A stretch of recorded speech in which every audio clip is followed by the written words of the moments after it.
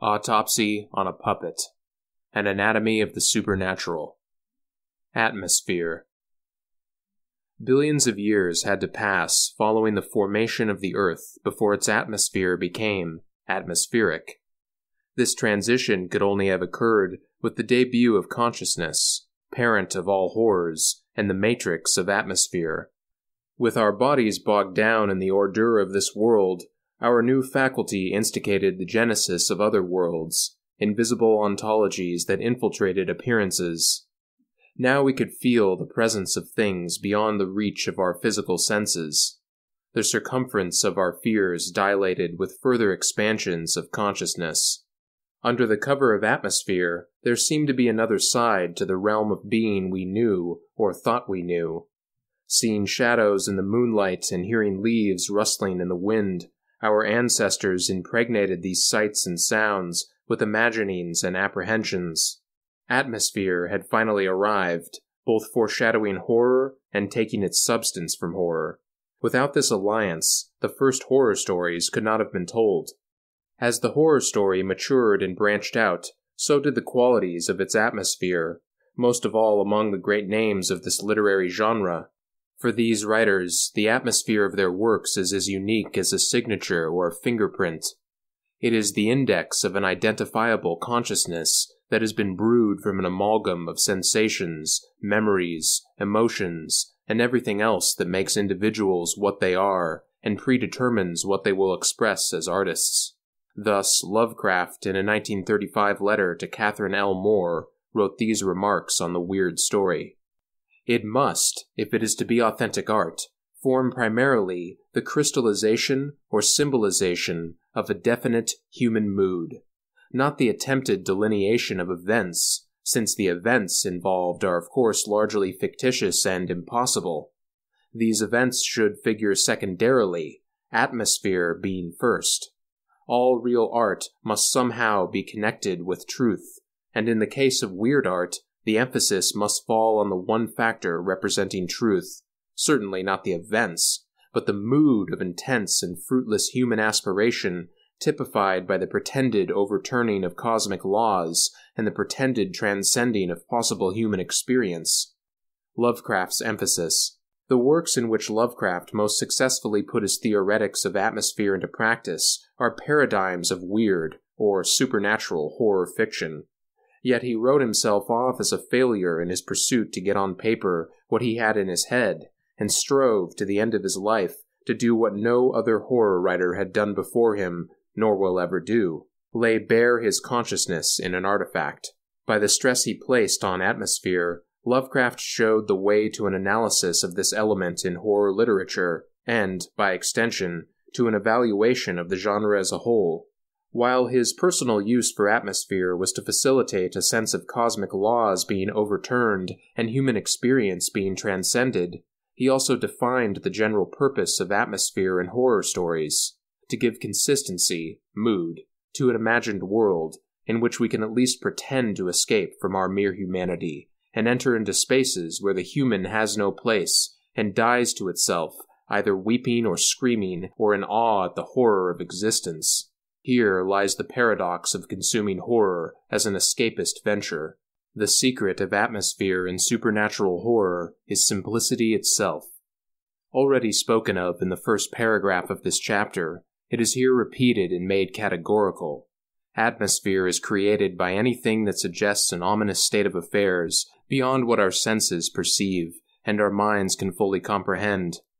It is the signature motif that Schopenhauer made discernible in Pessimism, that behind the scenes of life there is something pernicious that makes a nightmare of our world.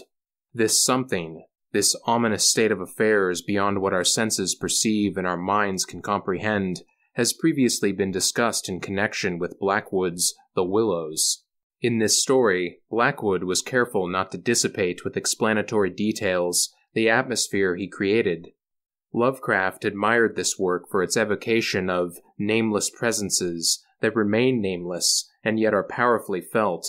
This is not a rule that Lovecraft himself often followed, as is particularly evident in his later stories. In such works as The Dunwich Horror and At the Mountains of Madness, Lovecraft details, analyzes, and, unlike Blackwood in The Willows, names the monstrosities at the center of these narratives.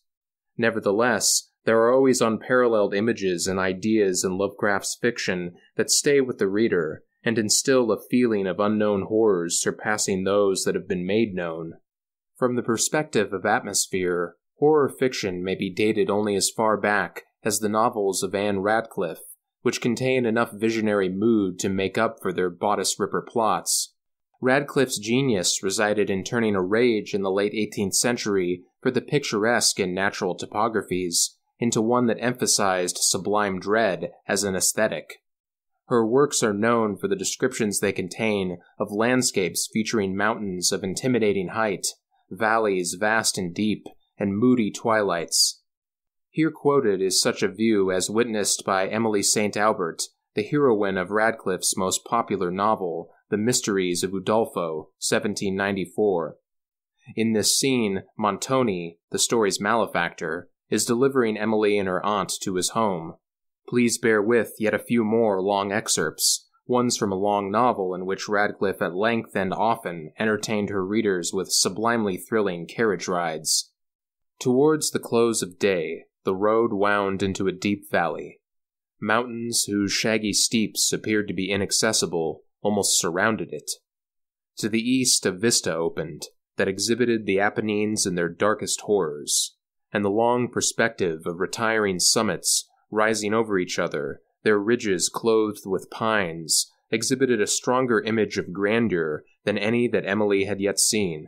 The sun had just sunk below the top of the mountains she was descending, whose long shadow stretched athwart the valley, but his sloping rays, shooting through an opening of the cliffs, touched with a yellow gleam the summits of the forest that hung upon the opposite steeps, and streamed in full splendor upon the towers and battlements of a castle that spread its extensive ramparts along the brow of a precipice above. The splendor of these illumined objects was heightened by the contrasted shade which involved the valley below. "There," said Montoni, speaking for the first time in several hours, "is Udolpho." Emily's initial sighting of Udolpho elicits the same kind of tingling sensations she feels for nature's mixed effects of minatory gigantism and soul-striking splendor. Emily gazed with melancholy awe upon the castle, which she understood to be Montoni's, for, though it was now lighted by the setting sun, the Gothic greatness of its features and its mouldering walls of dark gray stone rendered it a gloomy and sublime object. As she did, the light died away on its walls, leaving a melancholy purple tint, which spread deeper and deeper as the thin vapor crept up the mountain, while the battlements above were still tipped with splendor. From those two the rays soon faded, and the whole edifice was invested with the solemn duskiness of evening. Silent, lonely, and sublime, it seemed to stand the sovereign of the scene, and to frown defiance on all who dared to invade its solitary reign. As the twilight deepened, its features became more awful in obscurity, and Emily continued to gaze, till its clustering towers were alone seen, rising over the tops of the woods, beneath whose thick shade the carriages soon after began to ascend. The extent and darkness of these tall woods awakened terrific images in her mind, and she almost expected to see banditti start up from under the trees.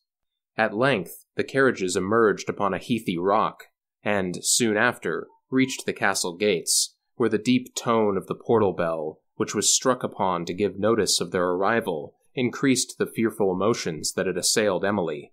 While they waited till the servant within should come to open the gates, she anxiously surveyed the edifice, but the gloom that overspread it allowed her to distinguish little more than a part of its outline, with the massy walls of the ramparts, and to know that it was vast, ancient, and dreary.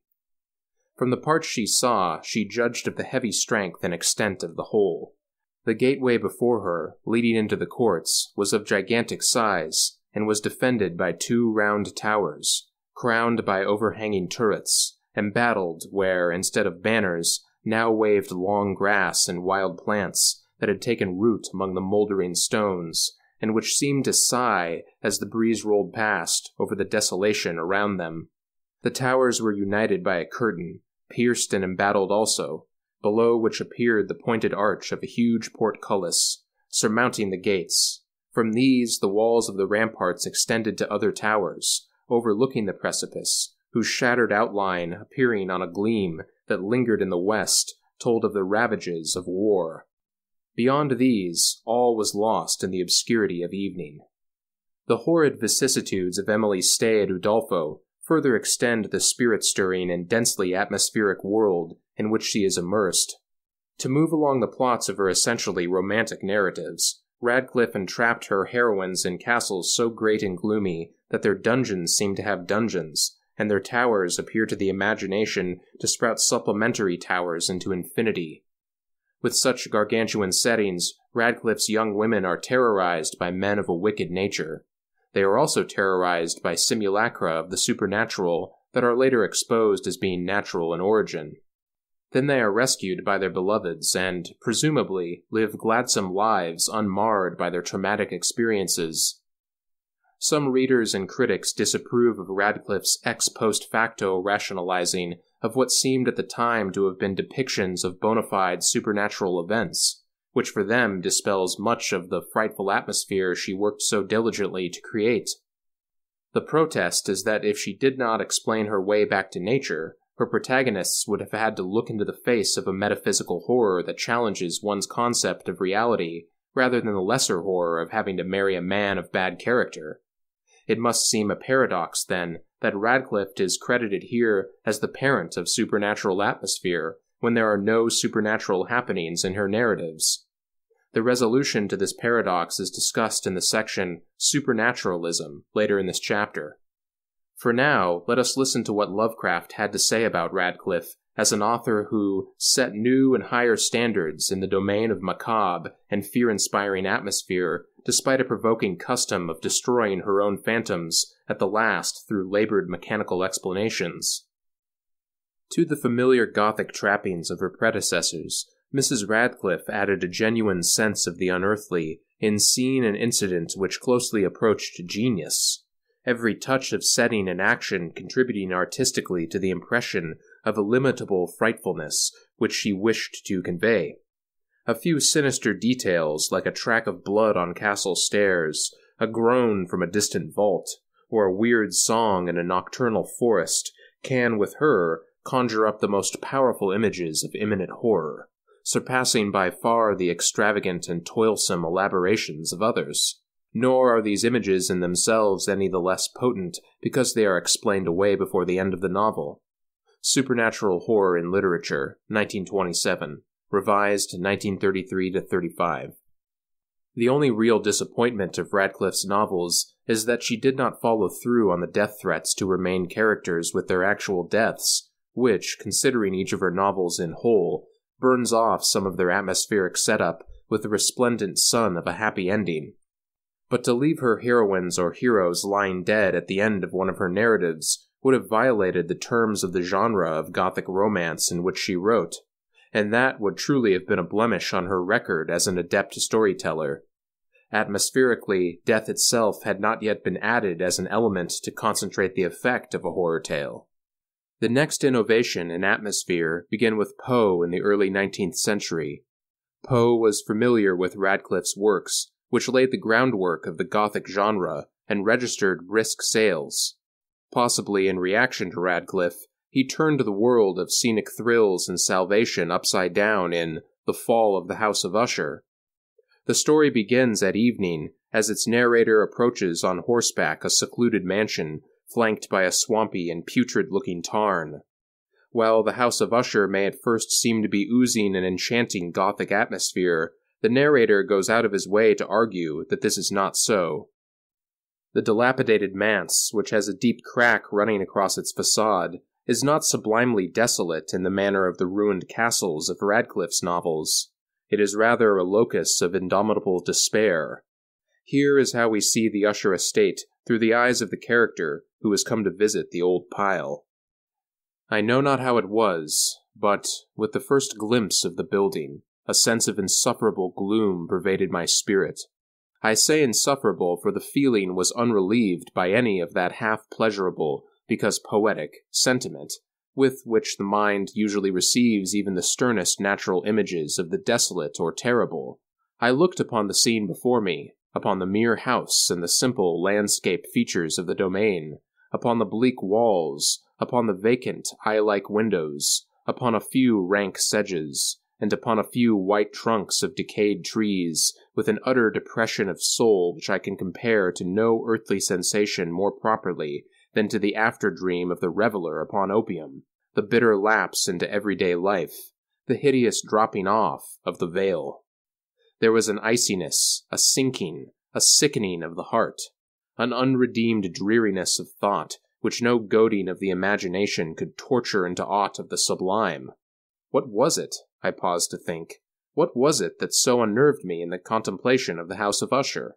It was a mystery all insoluble, nor could I grapple with the shadowy fancies that crowded upon me as I pondered. I was forced to fall back upon the unsatisfactory conclusion that, while beyond doubt there are combinations of very simple natural objects which have the power of thus affecting us, still the analysis of this power lies among considerations beyond our depth. It was possible, I reflected, that a mere different arrangement of the particulars of the scene, of the details of the picture, would be sufficient to modify, or perhaps to annihilate its capacity for sorrowful impression, and, acting upon this idea, I reined my horse to the precipitous brink of a black and lurid tarn that lay in an unruffled luster by the dwelling, and gazed down, but with a shudder even more thrilling than before, upon the remodeled and inverted images of the grey sedge, and the ghastly tree stems, and the vacant and eye-like windows.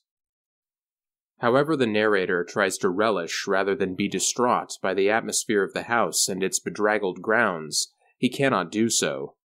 From the tenor of this beginning, the reader can expect no saving outcome. The atmosphere Poe created in the introductory section of his greatest tale is genuinely atmospheric because it bodes doom, which can mean only one thing: death. And in The Fall of the House of Usher, such is the portion of Roderick and Madeline, the brother and sister who are the last of their family to occupy the hereditary domicile. Furthermore, the precarious condition of the house worsens to the point where the structure itself begins to cave. To thicken this climate of demise, the light of a blood-red moon shines through a widening breach in the masonry of the Usher abode as it sinks stone by stone beneath the still surface of the noxious tarn. Earlier, the narrator told us of the identity that the local townspeople perceived between the House of Usher and its inhabitants. Admirably, Poe's tale culminates in the extinction of both. With this conclusion, Radcliffe's picturesque Gothic world had been supplanted by an atmosphere spilling out of death, the most ominous state of affairs with which we must deal. In his tales, Poe created a world that is wholly evil, desolate, and doomed. These qualities give consistency to his imagined world, and there is no escape from this world, only a fall into it. Poe's enclosure of the reader in an environment without an exit distinguishes his works from those of earlier writers like Radcliffe. His characters do not take us from place to place looking at the scenery. They are inside a world that has no outside, no well-mapped places from which one can come and none to which one can go. The reader of Poe never has the sense that anything exists outside the frame of his narratives. What they suggest is that the only thing beyond what our senses can perceive and our mind can fully comprehend is blackness. Nothing. It is the same in those most atmospheric of experiences we all know: dreams. When you dream, you do not feel that anything exists which is not in your immediate surroundings. You cannot be anywhere in a dream except the place you are already in. Besides the psychological entrapment of dreams, there is also their fundamental strangeness, and Poe was an expert in insinuating this phenomenon into his stories. Reading The Fall of the House of Usher is like having a lucid dream. We know that everything we see is unreal, yet there is paradoxically a heightened reality to it all. To awaken from such a dream is to lose your freedom from yourself, and return to an onerous embodiment where consciousness is a tragedy, and you cannot soar unscathed within an atmosphere of death. You can only die. It was almost a century after the 1839 publication of The Fall of the House of Usher that Lovecraft took a giant step in the art of atmospherics with his Call of Cthulhu. Well known as they may be to readers of horror fiction, the story's introductory sentences require transcription here. The most merciful thing in the world, I think, is the inability of the human mind to correlate all its contents. We live on a placid island of ignorance in the midst of black seas of infinity, and it was not meant that we should voyage far. The sciences, each straining in its own direction, have hitherto harmed us little, but some day the piecing together of dissociated knowledge will open up such terrifying vistas of reality and of our frightful position therein that we shall either go mad from the revelation or flee from the deadly light into the peace and safety of a new dark age. From Lovecraft's overture to this tale, the reader may surmise that, besides the death of a character or two, the human race itself may go under by voyaging too far on the black seas of infinity. While the above statement is abstract, it is all the more atmospheric for being so, and we are ardent to read what dissociated knowledge, not a stunningly evocative phrase, has been pieced together by one Francis Wayland Thurston, who is displaced from his old reality and set into an ill-starred fictional world that makes all of his former days seem a heaven of naivety. I have looked upon all that the universe has to hold of horror, F.W. Thurston writes, after he has pieced together the puzzle, and even the skies of spring and the flowers of summer must ever afterward be poison to me. In other words, he has done what no one has been in a position to do before him, sort out the worst of existence from any compensatory dividends, a process which leads him to conclude that life is a malignancy it were better not to know. This is Lovecraft's atmosphere, that of a world in which the frightful position he has placed all human existence could lead to universal madness or extinction at a moment's notice. Through this atmosphere, Lovecraft gives consistency to an imagined world where there is greatness in knowing too much of the horror of a planet in the shadow of Cthulhu and all that this implies about our existence. As for those people who still go about their ordinary average business, complacently enjoying the skies of spring and the flowers of summer, innocently unaware of the monstrosities with which they coexist, they are children. They have no idea that there is nothing worth living for in Lovecraft's world. They are not in its atmosphere. Yet at any time, they could be. It must be remembered that the atmosphere of a supernatural world and its horror exists only in the human imagination. There is nothing like it in nature, nor can nature provoke it. It is a contrivance of our consciousness, and only we can know it among all the organisms of the earth. We are alone in our minds with the atmosphere of a supernatural world and its horror. We are both its creators and what it has created, uncanny things that have nothing to do with the rest of creation. Theme. The literary world may be divided into two unequal groups, the insiders and the outsiders. The former are many, and the latter are few. The placement of a given writer into one group or the other could be approached by assessing the consciousness of that writer as it is betrayed by various components of his work, including verbal style, general tone of voice, selection of subjects and themes, etc. As any reader knows, such things do vary among authors. To pin any of them down within a capricious or oniric taxonomy of insiders and outsiders would then perforce become an experiment in uselessness. Ernest Hemingway, William Faulkner, Jean-Paul Sartre, Samuel Beckett, T.S. Eliot, Knut Hamsun, Hermann Hesse. Who is on the inside and who is on the outside? The brain reels when considering well-known works by these writers, as they seem to express sensibilities at several arms' length from those of average mortals. Immediately we recall Hemingway's story, A Clean, Well-Lighted Place, which ends with a travesty of the Lord's Prayer. Our nada who art in nada, nada be thy name. Then our thoughts turn to the collection of degenerates in Faulkner's novels, which do not seem intent on showing off the nobler side, if there is one, of the human race. Nor should we forget Eliot's homage to entropy, The Wasteland, 1922, or the unbalanced protagonists who lead us through Hamsun's Hunger, 1890, Hesse's Steppenwolf, 1928, Sartre's Nausea, 1938, and the entire output of Beckett.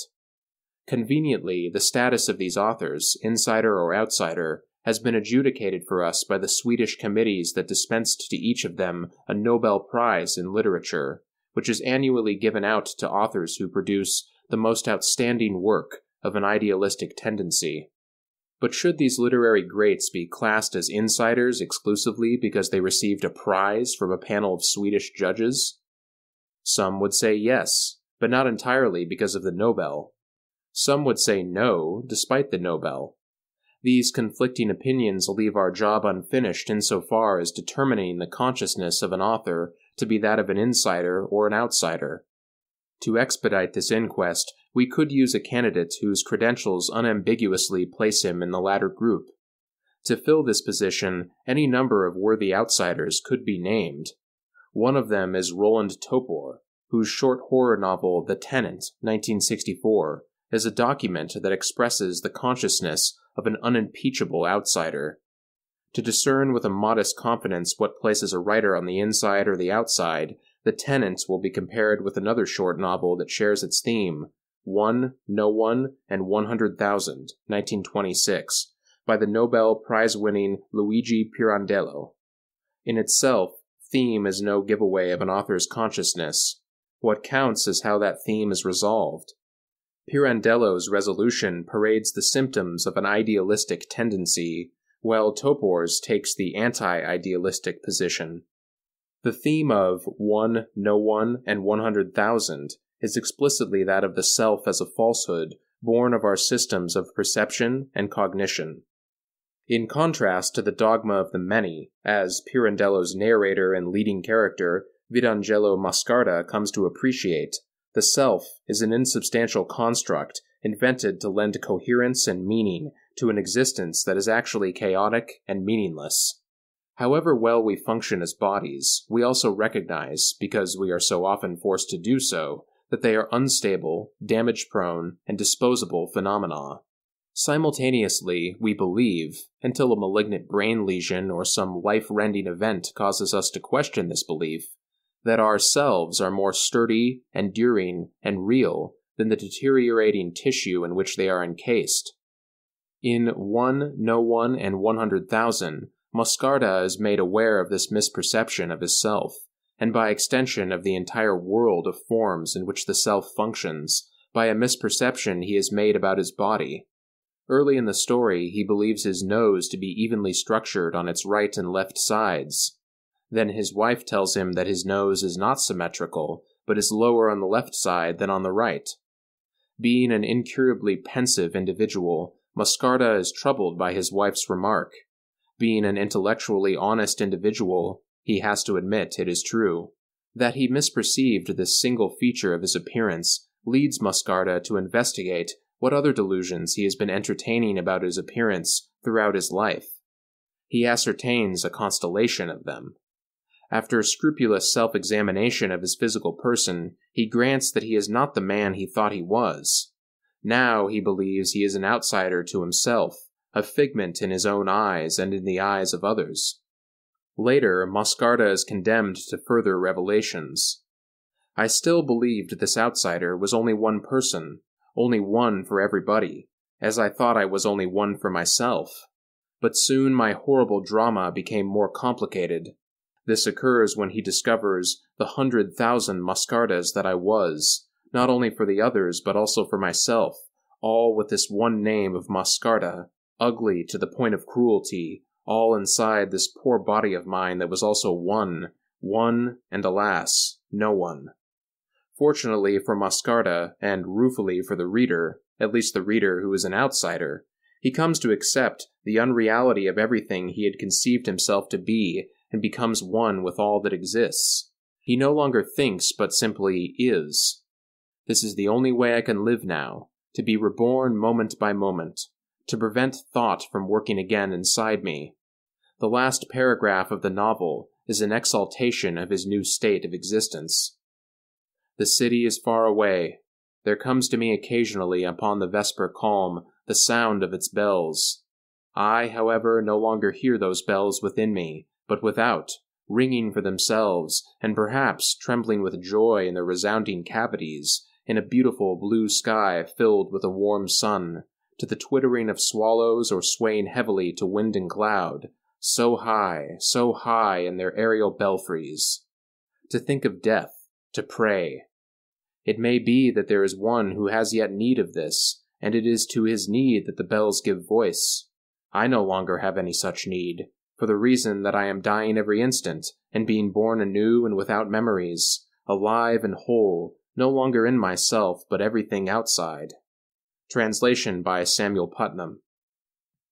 End of story. Things turn out all right for Muscarda. He is now an outsider who has been saved. In his loss of a self, he brings to mind U.G. Krishnamurti, John Wren Lewis, and Suzanne Segal, those unwitting prodigies who recovered from shocks to their systems, following which the cognitive mechanisms which produce a fictive ego shut down.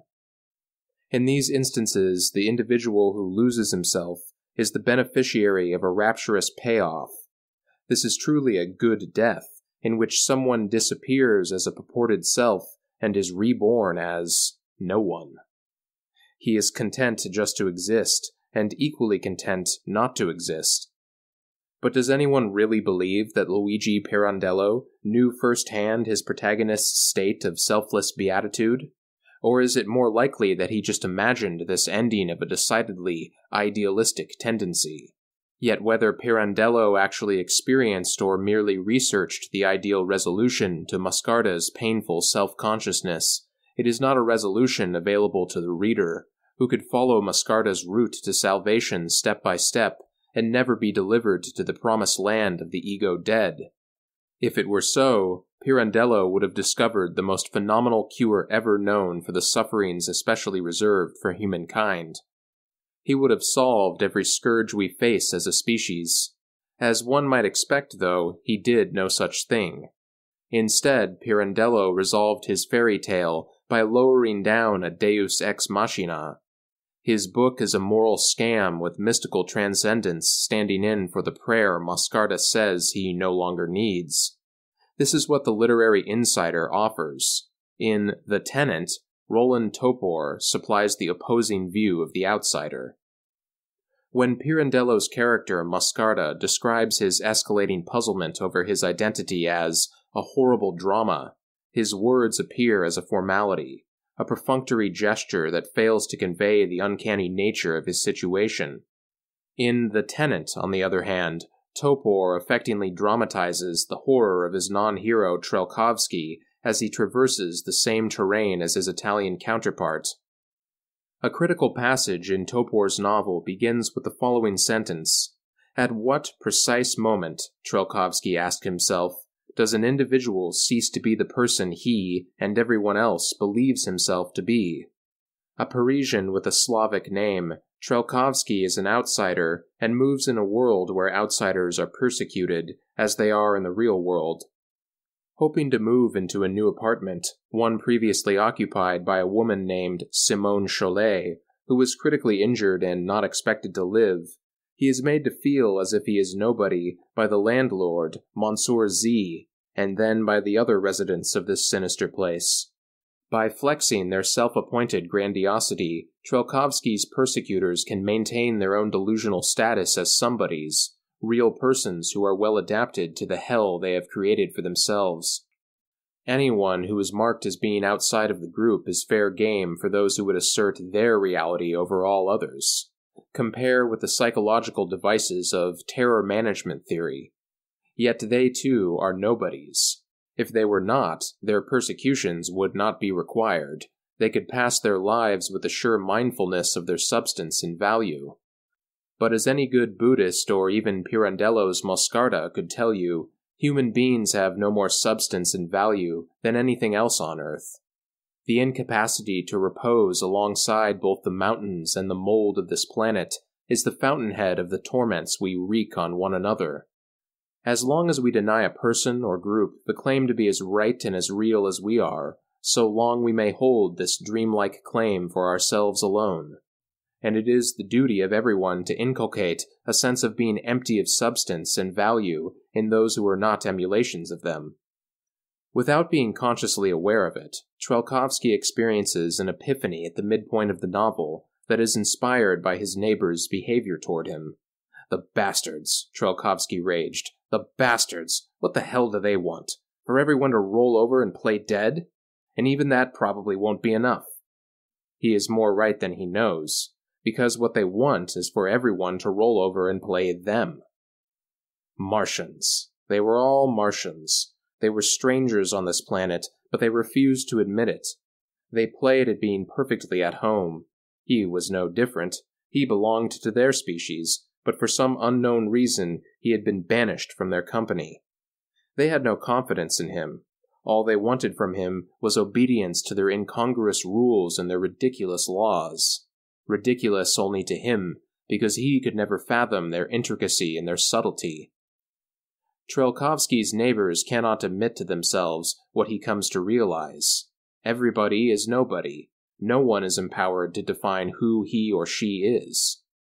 But people do arrogate to themselves the authority to make a ruling on who you are, and you will stand mute before their bench.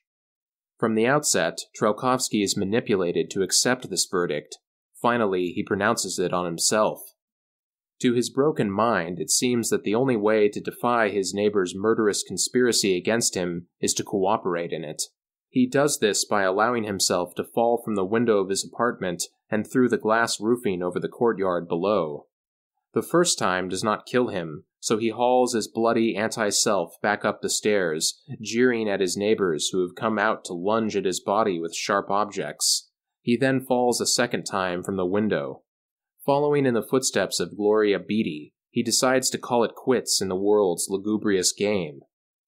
Interestingly, The Tenet concludes with the same kind of leap beyond the mundane as does One, No One, and 100,000. Sadly for Trelkovsky, it is a leap in the opposite direction.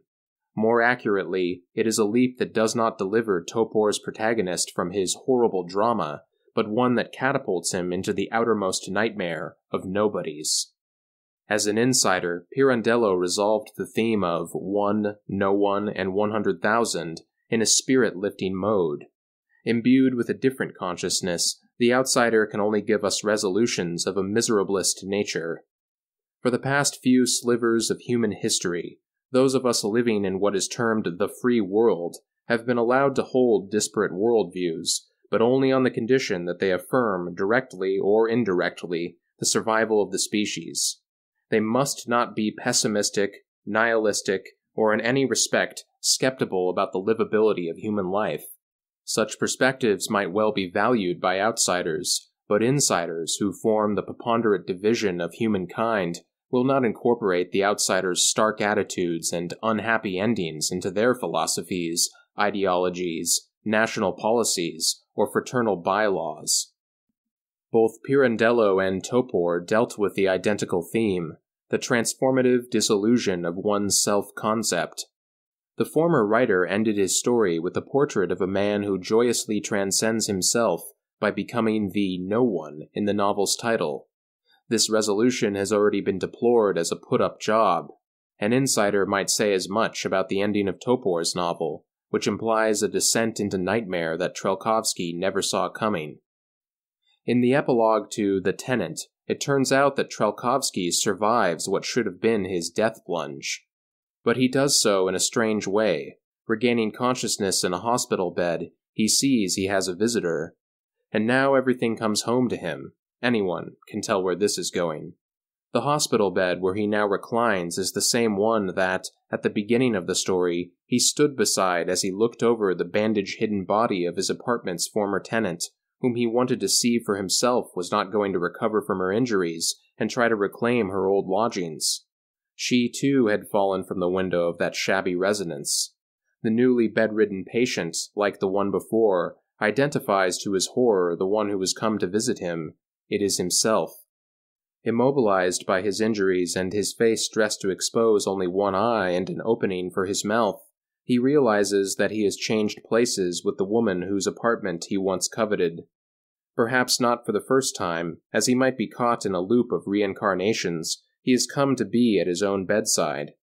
Realizing what has happened to him, the one in the bed, he already knows what is going to happen to the one standing over him, the one who is not him anymore, and yet is. Trelkovsky has now solved his and Moscarda's riddle. At what precise moment does an individual cease to be the person he and everyone else believes himself to be? Answer: at the moment when an individual becomes conscious that he has been trapped in a paradox of identity and there is no way out for him as long as he believes himself to be something he is not. Ask any puppet that thinks it is a person. As neither Pirandello nor Topor underwent the transformative dissolution of the self-concept that is the common theme of their stories, it would be the high point of each man's biography if they had. Are they not equally disingenuous? The answer to that question would seem to turn upon which author's representation of the world you deem to be more symbolically well-founded, ending one's days in serene communion with all that makes up the world, or trapped in a damaged body in a hospital bed, unable to do anything but scream at the sight of a clueless wraith, the nobody who was you in the dream that was your life. Whichever conclusion to these thematically analogous stories appears more faithful to human experience depends on who you are, or who you think you are. This is a very Pirandellian theme. While Topor's vision seems empirically sturdier, Pirandello's is the crowd favorite. To receive the prize Pirandello awards Moscarda, if only for a moment before one's death, would make amends for a lifetime of lashings. Grievously, just because something is a desideratum does not mean that believing in it will save you. But Pirandello and his kind want you and themselves to die trying. All Topor and his kind have to say is that you should always have your affairs in order, which may bring you some peace of mind if you are confined to a hospital bed, or only looking for a new apartment. Characters. In his essay, The Undelivered, Sioran wrote, "The more we consider the Buddha's last exhortation, death is inherent in all created things, labor ceaselessly for your salvation, the more we are troubled by the impossibility of feeling ourselves as an aggregate, a transitory if not fortuitous convergence of elements." Sioran could not have been more right about the impossibility of feeling oneself to be a thing of parts, a being made as it is made. Transporting ourselves to and fro on the earth, and walking up and down upon it, we are doggedly believable characters, although we are not provably anything more than that. Yet we do seem to be more than that, and seeming is enough for us to get by as we have all these years. In the course of our disillusionments, we have confessed to being bodies made of elementary particles, just like everything else. But we must stop short of any tidings that would put us on a par with bacteria and beer mugs. That would be to skyrocket disillusionment out of the atmosphere, leaving us without a speck of our invaluable selves in the games they play. One game that most writers of horror fiction play with their characters is called Good versus Evil, and they play it as if it were the only game in town. Certainly it is the oldest game in town, the one we have relied on for much of our characterization from the time we first knew who we were, or thought we did. A few horror writers, though, play a different game, one in which, as Poe wrote, horror is the soul of the plot, rather than believable characters. The game of Good versus Evil is about horror in the world, and its players, its characters, are given a fighting chance. The other game is about the horror of the world, and none of its players has a chance, unless by pure chance. For example, compare two horror novels that presume the reality of supernatural possession, William Peter Blatty's The Exorcist, 1971, and Lovecraft's The Case of Charles Dexter Ward, written 1927, published posthumously 1941. In the world of Blatty's Good versus Evil novel, certain believable characters are dressed for doom and others for survival. This is a formulaic element of nearly all popular horror novels. Two priests, friars Karras and Marin, give their lives to save Regan, a believable characterization of a young girl whose body and perhaps her soul, the relationship between body and soul among Christian sects is not consistent, has been possessed by a demon or demons. The deaths of these priests are acceptable to readers as part of the story's formula, despite the fact that they are the sort of characters whom ordinary folk care about. Burke Dennings, the director of the movie in which Reagan's actress mother, Chris McNichol, stars, is murdered by the possessed Reagan. He is not a terribly likable fellow, being a profane and belligerent drunk, so the function he serves is that of a character who can be killed off to advance the narrative in a shocking direction, since the reader does not care much about him, however believable he may be. This is very acceptable to readers, who are within their rights to expect at least one person to be slain over the course of a horror novel. Such is the way that the greater part of those who patronize works of fiction like to see writers handle their characters, believably. They also want a finale in which good wins out over evil, which assures them that the formula "being alive is all right" is the right formula. The case of Charles Dexter Ward is in every way a negation of Blatty's Exorcist. In Lovecraft's novel, the universe cares nothing for human life, just as it is in the real world, and one does not care about the characters. They are only a perspective from which to view the horror of the plot. This is acceptable to very few readers. Good and evil are rubrics of an existential code long gone, just as they are in the real world. Again, this is acceptable to very few readers. And the idea of human beings as creatures with souls is not an issue in the case of Charles Dexter Ward, because it was not an issue for Lovecraft. Everyone, not only the hapless protagonist of the book, exists in a world that is a wall-to-wall nightmare. In Lovecraft's universe without a formula, everyone is killable, and some kill themselves just ahead of the worst things waiting for them. Life as we conceive it, let alone a configuration of atoms that goes by the name Charles Dexter Ward, occurs in a context of permanent jeopardy which only remains to be discovered and from which there is no salvation. Lovecraft does not want to take you on an emotional roller coaster ride, at the end of which he tells you to watch your step as the car comes to a stop and you settle back onto steady ground. He simply wants to say that we no longer have to stand back very far to see that the human race is what it always has been in this or any other world, irrelevant, which is as liberating to some as it is maddening to others, including Lovecraft's characters. Lovecraft's employment of supernatural possession as a storytelling device in the case of Charles Dexter Ward is so alien to Blatty's in The Exorcist that the two men might as well have been living in different centuries, or even different millennia.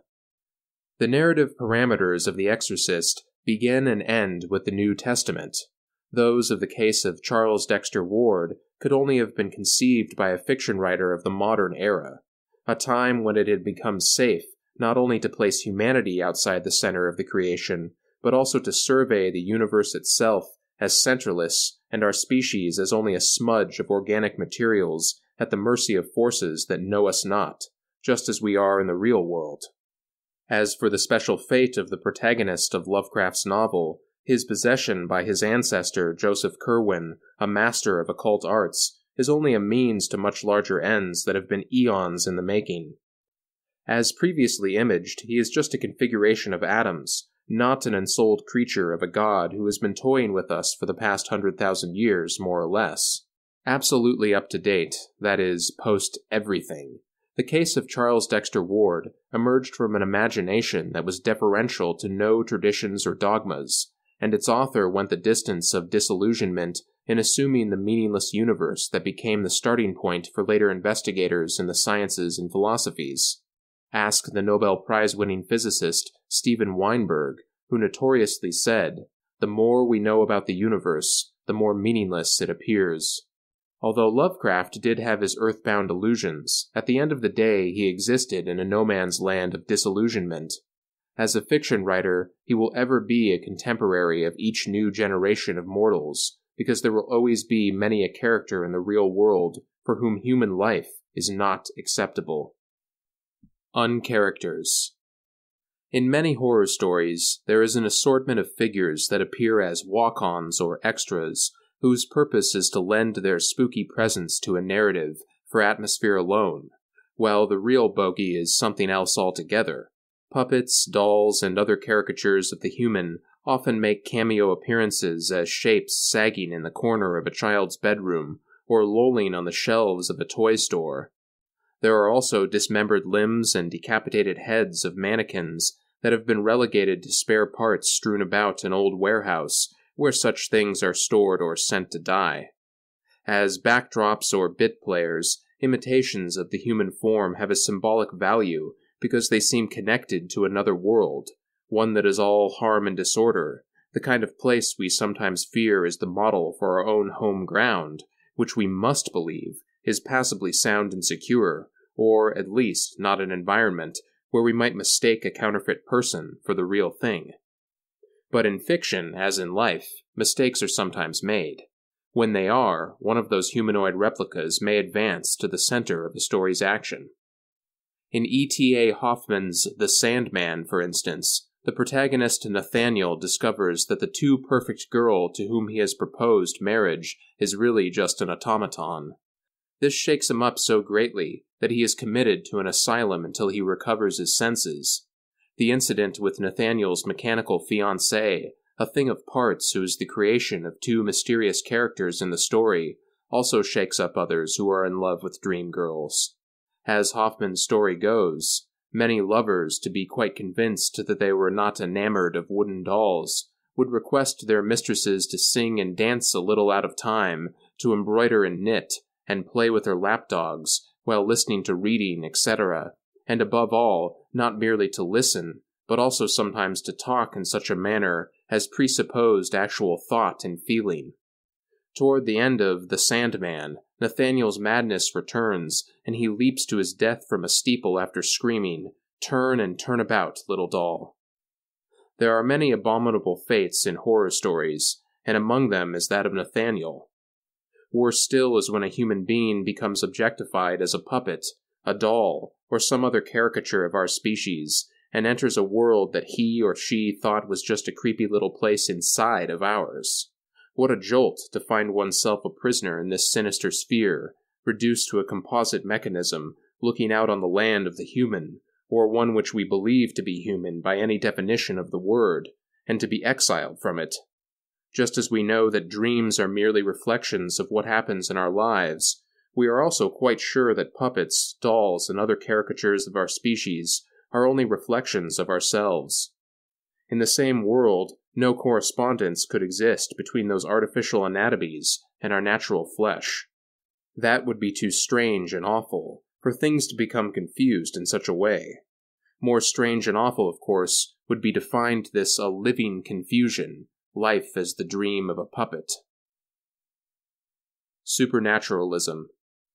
When the narrator of Joseph Conrad's novel, Under Western Eyes, 1911, writes that the belief in a supernatural source of evil is not necessary, men alone are quite capable of every wickedness, he seems to be speaking for the author, who shunned the supernatural in his fiction. Nevertheless, Conrad was a great depictor of what he felt was an ineffable deviltry that nests in the shadows of all that is. And any close reader of Conrad will perceive the impure breath of the supernatural in many of his works. In Heart of Darkness, 1902, for example, he pulls at the collar of psychological realism, plying his genius for nuance and stealing up to the very border of supernaturalism. By proceeding thus, Conrad impresses upon his audience the consciousness of a horror that goes beyond the human and takes in all of being. Conrad's odyssey into horror begins when the narrator of Heart of Darkness, Charles Marlowe, acquires a position with a European business concern as the skipper of a steamboat.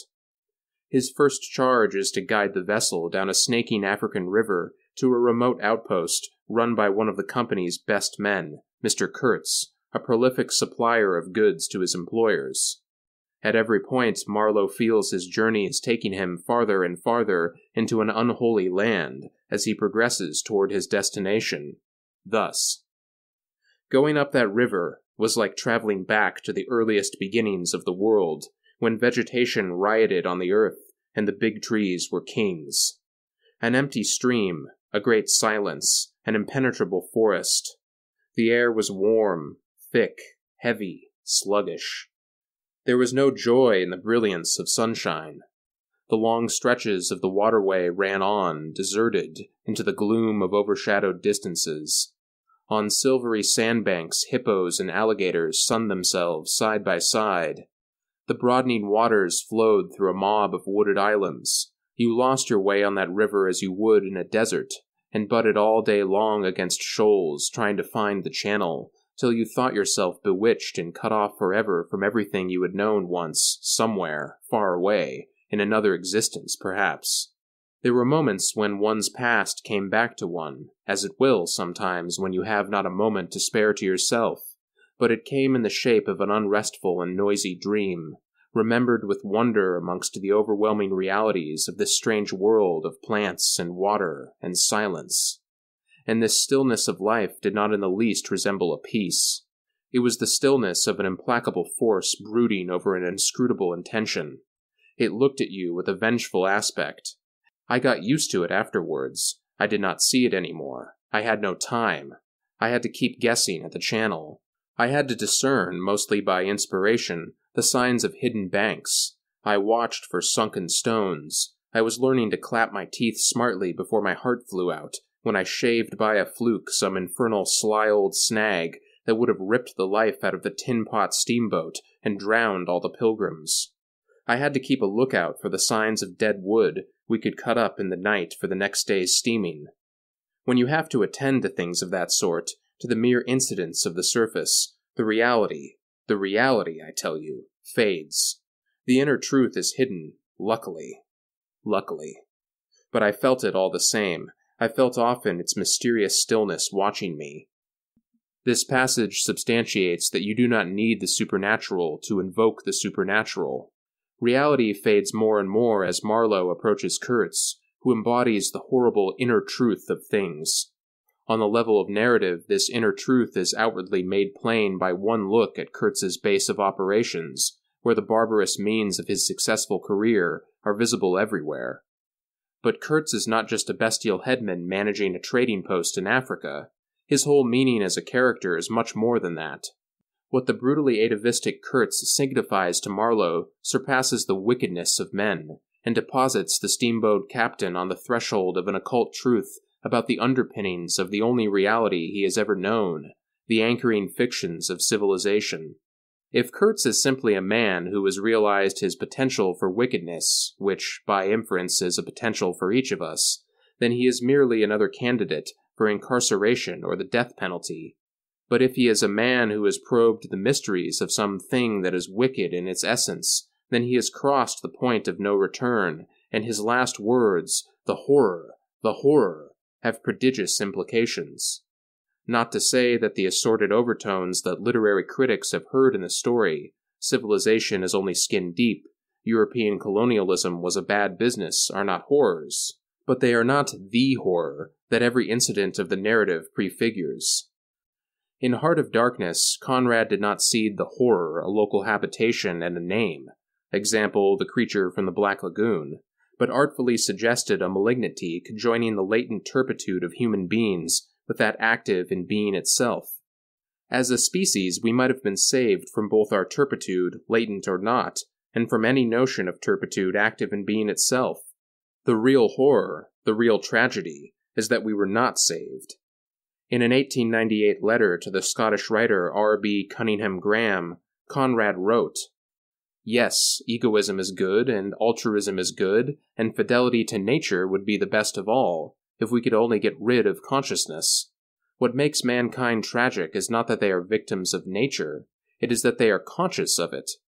To be part of the animal kingdom under the conditions of this earth is very well, but as soon as you know of your slavery, the pain, the anger, the strife, the tragedy begins. We can't return to nature since we can't change our place in it. Our refuge is in stupidity. There is no morality, no knowledge, and no hope.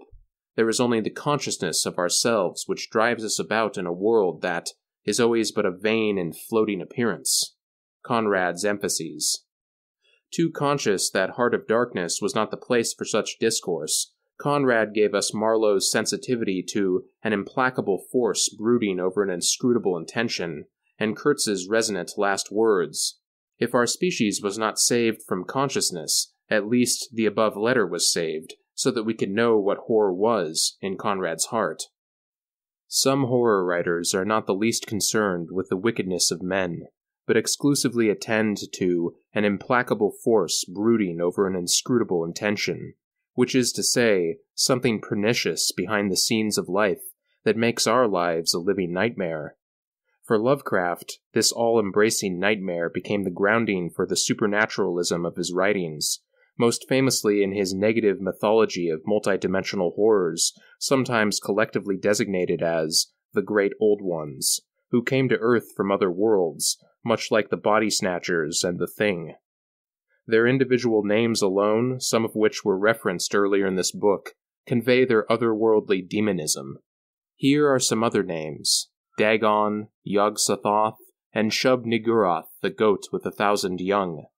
Lovecraft also wrote of unnamed beings that may be apprehended only by their sensory attributes, as with the eponymous entity in The Color Out of Space, or the unobserved source of the exquisitely low and infinitely distant musical note that sounds in the blackness above the Rue d'Auseil in The Music of Eric Zahn. In composing the latter work, Lovecraft came up with a model supernatural horror tale, one in which a subjective mind and an objective monstrosity shade into each other, the one projecting itself outward, and the other reflecting back, so that together they form the perfect couple dancing to the uncanny music of being. The mind in the story is that of the nervously afflicted narrator. The monstrosity is the unnamed and unnameable nemesis of the nervously afflicted Zahn. With his viol playing, Zahn battles to keep at bay this thing that would destroy an already tumble-down world, as represented by the Rue d'Auseil, the street on which he lives and where he dies. In The Music of Eric Zahn, Lovecraft offers no sanity or system of meaning. What he does offer are Zahn's weird notes, which correspond to powers of disorder that scoff at our fabricated world and show us the horror of our lives. Belief in the supernatural is only superstition. That said, a sense of the supernatural, as Conrad evinced in Heart of Darkness, must be admitted if one's inclination is to go to the limits of horror. It is the sense of what should not be, the sense of being ravaged by the impossible. Phenomenally speaking, the supernatural may be regarded as the metaphysical counterpart of insanity, a transcendental correlative of the mind that has been driven mad. This mind does not keep a chronicle of man's inhumanity to man, but instead tracks a dysphoria symptomatic of our life as transience in a creation that is natural for all else that lives, but for us is anything but. The most uncanny of creaturely traits, the sense of the supernatural, the impression of a fatal estrangement from the visible, is dependent on our consciousness, which merges the outward and the inward into a universal comedy without laughter. We are only chance visitants to this jungle of blind mutations. The natural world existed when we did not, and it will continue to exist long after we are gone. The supernatural crept into life only when the door of consciousness was opened in our heads. The moment we stepped through that door, we walked out on nature. Say what we will about it and deny it till we die, we are blighted by our knowing what is too much to know and too secret to tell one another if we are to stride along our streets, work at our jobs, and sleep in our beds. It is the knowledge of a race of beings that is only passing through this shoddy cosmos. As explained in an earlier section of the present contrivance, literary use of the supernatural may strikingly differ among the works of diverse authors, or even within the output of a single author. A noteworthy example of the latter case displays itself in a comparison of two of Shakespeare's greatest plays, Hamlet, circa 1600 to 1601, and Macbeth, circa 1606. In Hamlet, the supernatural element is extraneous. In Macbeth, it is integral. While both dramas are patterned along the lines of a soap opera, complete with squabbles, schemes, betrayals, and deceptions in a world on the make, Macbeth is played out within a supernatural order that is reinforced throughout the play and gives it a terrible mystery that Hamlet lacks. The latter tragedy does have its ghost, but this apparition serves only as a dramatic device to get the plot moving, which could have been done without an otherworldly intervention that gives away the work's central secret from its commencement, and in no time tinctures the incidents of the play with a tenebrous and malefic presence, as is the case with Macbeth. Without the three witches, aka Weird Sisters, Sisters of Fate, who officiate as masters of a power that reduces the characters of the story to the status of puppets, Macbeth would not be Macbeth. Without the ghost of Hamlet Sr., Hamlet would still be Hamlet. As we all know, later in the drama, Hamlet the Younger doubts the words of his father's presumptive spirit and double-checks them by having a troupe of actors stage a number called The Murder of Gonzago, so that the indecisive protagonist can see for himself how the new king, his uncle Claudius, responds to the play's reenactment of how he killed his brother. Hamlet needs earthly evidence, not just the words of a revenant, to confirm the crime. The play is the thing, not the ghost. It is just too much that, after all the inside information thunderously told by the Hamlet the Elder in the first act, Hamlet the Younger would still feel the necessity to engage in his own detective work before making his move. Another setup could have been used to point the finger at Claudius's nefarious deed, a snoop in the shrubbery perhaps, and the paternal shade could have been edited from the play.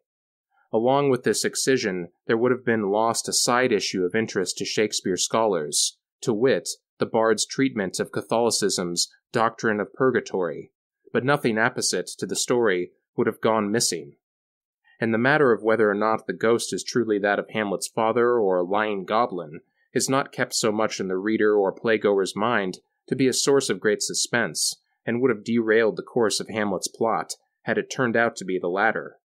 All told, Hamlet is not a work that gains anything considerable from a supernatural intrusion. In both Hamlet and Macbeth, the title characters deliver a mass of majestic rhetoric concerning the mysterious matters of human life. However, there is a dimension of the unknowable in Macbeth that situates us in a world of cosmic misrule outside the boundaries of the natural order.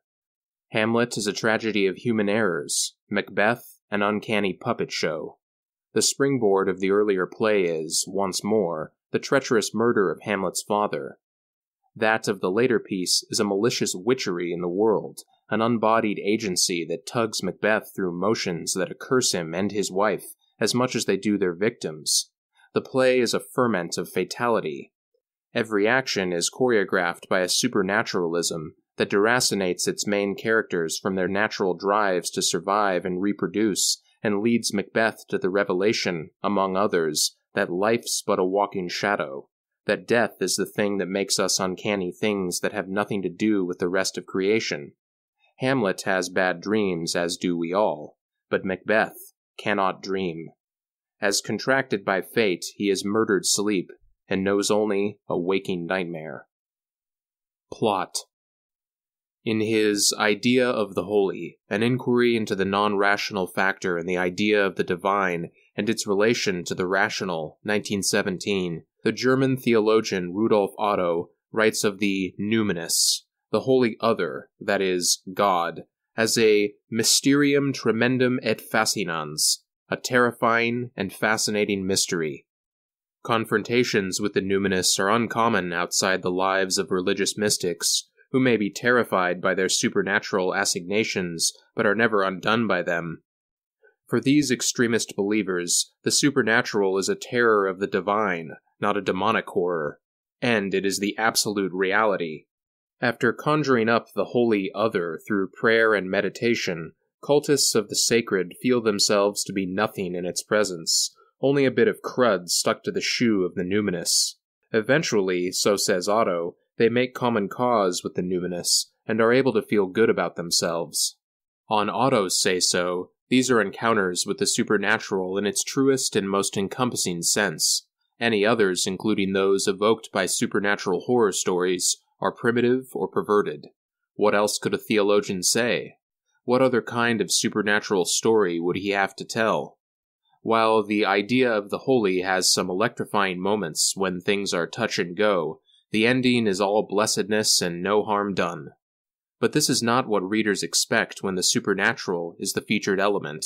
They expect death, good or not so good, and will feel swindled if they do not get it. Because death is what really terrifies and fascinates them. In the midst of their lives, they are deep in death, and they know it. They do not know the numinous, which hangs back from life and welcomes very few into its circle. Why things should be this way is the real mystery. The context of Otto's tract is the nature and origins of religion, a respectable fixation for scholars, divines, and anyone else who has a few coins to throw in the pot. But paranormal researchers have written with as much conviction, investigative rigor, and personal experience about their own field of study. They too have tales to tell of the terrifying and fascinating, as if anyone could have a monopoly on these emotions, or reserve their copyright for true believers only. The supernatural is in the public domain, and, whatever the ontological angle, it is packaged with plots that are missing from the natural world. When we and our prototypes were part of that world, our lives had as little plot to them as the doings of Earth's flora and fauna. Later, as our consciousness began to inflate, we strayed off from the natural. Our bodies stayed behind, but our minds searched for stories with better plots than just survival and reproduction. However, these stories could not be set in the natural world where there are no stories, where things just happen willy-nilly and events have no meaning outside of material practicality. These stories had to have plots at a distance from biology. Say what we like, we do not believe ourselves to be just organisms. Ask any medical researcher in his home sweet home if he thinks of himself and his wife and kids in the same way he does the animals he left back in the lab. That we are critters is only a scientific technicality. What we see in our mirrors are human beings, and what we need in our diet is the sustenance of stories telling us that we are more than the sum of our creaturely parts. And our supply of this provender comes from only one source, our consciousness, which dramatizes survival as storied conflicts between everyone and his brother, and tricks up procreation as legends of courtly love, bedroom farces, and romantic fictions with or without laughs. But such narratives are not really very far from nature, as we can confirm for ourselves. Those recitals of physical or psychological strife among us, are they really so removed from survival in the natural kingdom? No, they are not. They are still nature, red in tooth and claw. Masked by our consciousness and its illusions to seem uniquely human, our war stories, success stories, and other biodramas are not qualitatively different from their analogues in the wilderness. This goes doubly for romance yarns, those dolled-up variations on mating rituals as seen in nature documentaries. They are not detached from the procreative dog and pony show as observed by zoologists and would be dramatically incomplete without a sexual union as their chief motive. Properly considered, they are an ornate pornography, with oft-repeated plots having their climax in a release of tension between two parties, and their falling action in what cinematic pornographers term a money shot, which in conventional filmic products is replaced by a kiss or a marriage by way of consummation. As survivors and procreators, we unravel stories that at their root are not dissimilar from the habitual behaviors seen in nature. But as beings who know they will die, we digress into episodes and epics that are altogether dissociated from the natural world. We may isolate this awareness, distract ourselves from it, anchor our minds far from its shores, and sublimate it as a motif in our sagas. Yet at no time and in no place are we protected from being tapped on the shoulder and reminded, "You're going to die, you know." However much we try to ignore it, our consciousness haunts us with this knowledge. Our heads were baptized in the font of death. They are doused with the horror of morbidity. Death. Do we really believe it is part of the order of our lives? We say that we do. But when it becomes lucent to our imagination, how natural does it feel? W.A. Mozart's attributed last words are apropos here. The taste of death is on my tongue. I feel something which is not of this world. Quoted in Jacques Charon, Death and Modern Man, 1964. Death is not like survival and procreation. It is more like a visitation from a foreign and enigmatic sphere, one to which we are connected by our consciousness. No consciousness, no death. No death, no stories with a beginning, middle, and an end.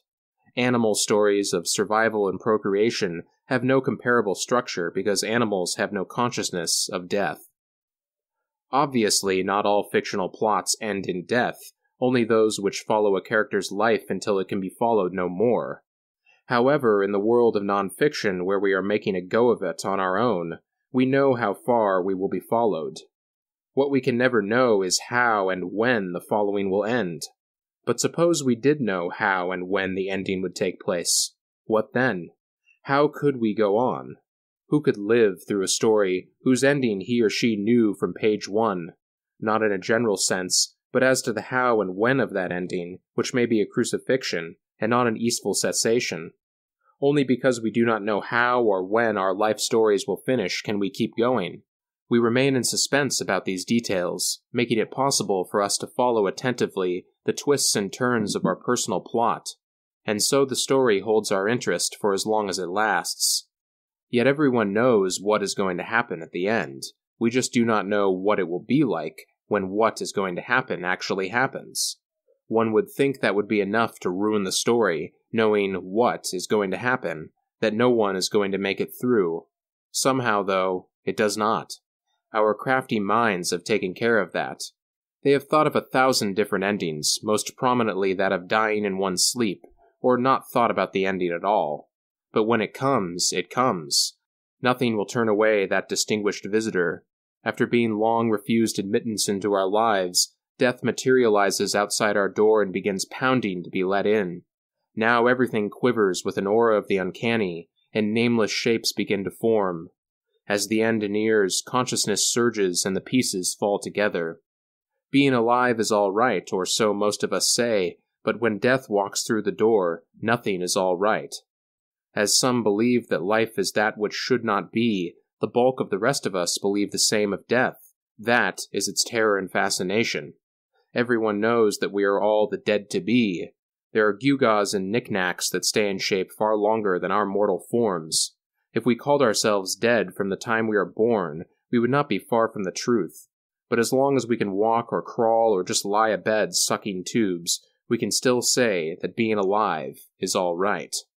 Without death, meaning without our consciousness of death, no story of supernatural horror would ever have been written, nor would any other artistic representation of human life have been created for that matter. It is always there, if only between the lines or brushstrokes, or conspicuously by its absence. It is a terrific stimulus to that which is at once one of our greatest weapons and greatest weaknesses, imagination. Our minds are always on the verge of exploding with thoughts and images as we ceaselessly pound the pavement of our world.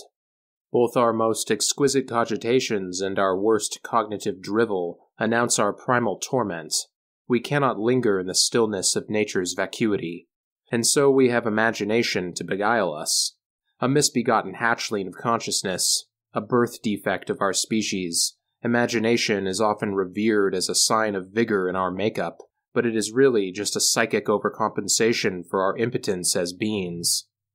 Denied nature's exemption from fictitious designs, we are indentured servants of the imaginary until the hour of our death, when the final harassments of imagination will beset us. Apart from vulgar mortality, supernatural literature also centers on the death of sanity, identity, ideals, abilities, passions, and hand-me-down conceptions about the universe and everything in it. Death is accepted in horror stories because a plot that did not ignite its terrors, in a fictional world that is, would be a narrative miscarriage. But in real life, few of us hang out in morgues and mausoleum chambers, and even those who do are only perversely inuring themselves to the graphic details of what puts us in these places. Being alive is supposed to be all right, but not when you have no choice but to consider the alternative. An example of how this might happen, one with which most of us are conversant, is the prosaic plot of a vehicular misadventure, a mischance that is ordinarily experienced as a dreamlike ramble with unforeseen stops along the way. Imagine, you may be traveling on a slippery road when, without warning, your vehicle begins sliding across several lanes of oncoming traffic. You know that such things happen. They may have even happened to you on a prior occasion. You know that they happen to other people all the time. Nevertheless, this accident was not in your plans, which is why it is called an accident. In principle, it could be plotted as a cause and effect confluence of circumstances, although you would never be able to trace them to their originating source, not even if you went back to the beginning of time.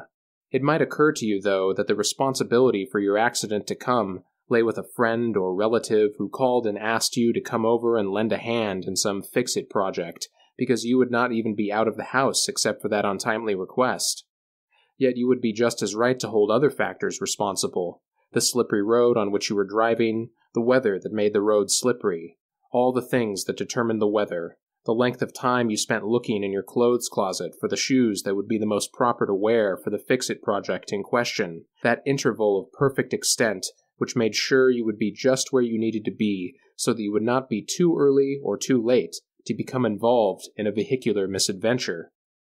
But whatever the proximate or remote causes of your vehicular misadventure might have been, you had an idea of how things were to happen that day, as you do every day, and spinning out of control in your car while other vehicles try to circumvent a collision with you was not on your schedule.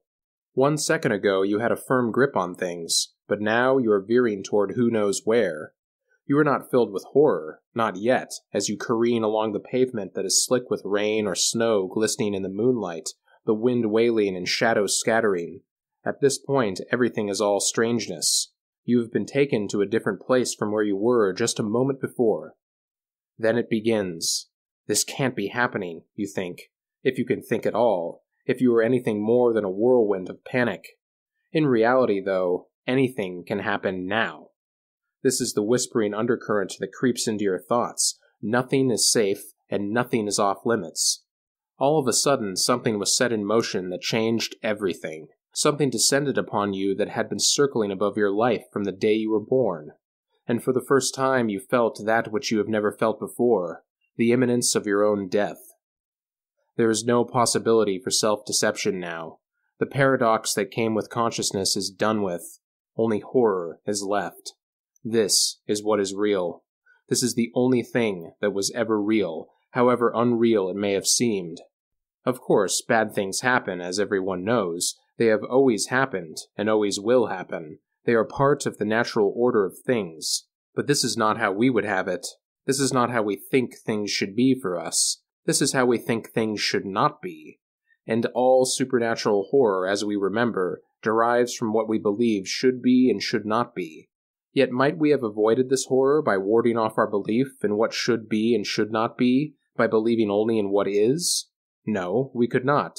We were doomed to hold this belief and to suffer what looms out of it.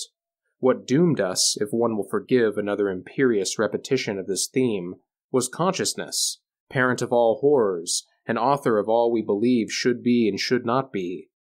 While consciousness brought us out of our coma in the natural, we still like to think that, however aloof we are from other living things, we are not in essence wholly alienated from them. We do try to fit in with the rest of creation, living and breeding like any other animal or vegetable. It is no fault of ours that we were made as we were made, experiments in a parallel being. This was not our choice. We did not volunteer to be as we are. We may think that being alive is all right, especially when we consider the alternative, but we think about it as infrequently as possible, for this very thought raises the spirits of the dead and all the other freaks of nature. No other life forms know they are alive, and neither do they know they will die. This is our curse alone. Without this hex upon our heads, we would never have withdrawn as far as we have from the natural, so far and for such a time that it is a relief to say what we have been trying with our all not to say. We have long since fallen from nature's arms. Everywhere around us are natural habitats, but within us is the shiver of startling and dreadful things. Simply put, we are not from here. If we vanished tomorrow, no organism on this planet would miss us. Nothing in nature needs us. We are like Mainlander's suicidal god. Nothing needed him either, and his uselessness was transferred to us after he burst out of existence. We have no business being in this world. We move among living things, all those natural puppets with nothing in their heads, but our heads are in another place, a world apart where all the puppets exist, not in the midst of life, but outside it. We are those puppets, those human puppets. We are crazed mimics of the natural, prowling about for a peace that will never be ours. And the medium in which we circulate is that of the supernatural, a dusky element of horror that obtains for those who believe in what should be and should not be. This is our secret quarter. This is where we rave with insanity on the level of metaphysics, fracturing reality and breaking the laws of life. Deviations from the natural have whirled around us all our days. We kept them at arm's length, abnormalities we denied were elemental to our being. But absent us, there is nothing of the supernatural in the universe. We are aberrations, beings born undead, neither one thing nor another, or two things at once, uncanny things that have nothing to do with the rest of creation, horrors that poison the world by sowing our madness everywhere we go, glutting daylight and darkness with incorporeal obscenities. From across an immeasurable divide, we brought the supernatural into all that is manifest. Like a faint haze, it floats around us. We keep company with ghosts. Their graves are marked in our minds, and they will never be disinterred from the cemeteries of our remembrance. Our heartbeats are numbered, our steps counted. Even as we survive and reproduce, we know ourselves to be dying in a dark corner of infinity. Wherever we go, we know not what expects our arrival, but only that it is there. With eyes that see through a translucent veil shimmering before us, we look at life from the other side. There, something escorts us through our days and nights like a second shadow that casts itself into another world and fastens us to it. Leashed to the supernatural, we know its signs and try to tame them by desensitization and lampoonery. We study them as symbols, play games with them. Then an eerily hued light bathes them, and they become real in a peculiar modality. The grinning skull, the curving scythe, the moldy headstone, all the dark creatures of the earth and air, every memento mori we have hidden within us. These skeletons of ours, when will they come out and show themselves? They groan more loudly with each passing year. Time breezes by with chilling haste. Is the child in that old photograph really an erstwhile version of you, your little hand waving farewell? The face of that child is nothing like the face you have now. That child's face is now melding with the blackness behind you, before you, around you. The child is waving and smiling and fading as your car keeps skidding toward your abruptly curtailed future. Bye-bye. Then another face appears. It has displaced the one you are used to seeing when your rearview mirror goes crooked, as it has now, and confronts you. You cannot look away because the other face is lit up like a full moon, which both terrifies and fascinates you. And nothing about it looks natural. It seems rigid, the face of something that belongs in a toy chest. The face is smiling, but too much and too long to be real. And its eyes do not blink. The scene shifts moment by moment. People, places, and things appear and disappear. You appeared as others expected, but not as you chose. You will disappear as if you had never been, having taken your turn in this world. You always told yourself that this was the natural way of things, and that you could submit to it because you belonged to nature, malignantly useless nature, which coughed you up like a little phlegm from its great lungs. Yet the supernatural has cleaved to you from the beginning, working its oddities into your life while you waited for death to begin beating on your door. It has not come to save you, but to bring you into its horror. Perhaps you hoped to make it through this horror that sat like a gargoyle upon your life. Now you find there is no way through. Only seconds are left, each one strangling you a little more tightly. Incantations are spoken all around you. They have lost their power. The living and the dead jabber inside you. You cannot understand them. Dreams become more lustrous than memories. Darkness is shoveled over dreams. Those unblinking eyes are still gleaming in the mirror, the eyes of that face, smiling too much and too long. And you can feel your own face smiling too, your eyes not blinking. Now that secret you never wanted to know comes into your head, that you were made as you were made, and manipulated to behave as you behaved. And as this secret comes into your head, the smile of that face in the mirror pushes up at its edges. So does yours, doing as it is bidden. Both faces at once are smiling the same smile. It widens past all sane proportion. At last, a long-restrained voice cries out, "What is this life?"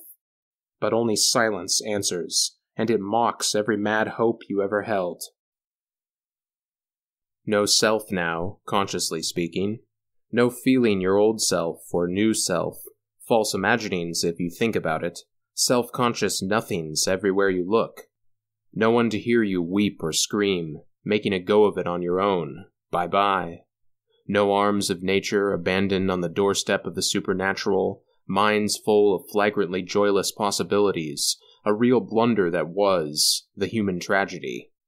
No reality to speak of, nobody here but us puppets, contradictory beings, mutants who embody the contorted logic of a paradox. No immortality, ordinary folk and average mortals coming and going, can't stay long, got an appointment with non-existence, no alternative to consider. Being alive was all right while it lasted, so they say. No life story with a happy ending to tell, only a contrivance of horror, then nothingness, and nothing else. No free will to live, no redemption by a will to die. How depressing. No philosophies to peddle, pessimism a no sale, optimism had to close its doors, too wicked to pass code. No meanings or mind games, repressional mechanisms broke down, self-deception shuttered its windows. No awakening from a dream within a dream, mutation of consciousness, parent of all horrors, best not to mess with it, extinction looking better all the time. No more pleasure, what there was of it, a few crumbs left by chaos at feast, still a good supply of pain, though. No praiseworthy incentives, just bowel movement pressures, potato-mashing relativism. No euthanasia, bad for the business of life. You're on your own there, but watch out for the eternal return, most horrible idea in the universe. No loving God, omnipotence off duty and omniscience on leave. The deity he, dead. The horror, even the skies of spring and the flowers of summer must ever afterward be poison. Blame it on the piecing together of disassociated knowledge. No compassionate Buddha. Body snatchers got him, heard tell, or some kind of thing. Maybe next lifetime.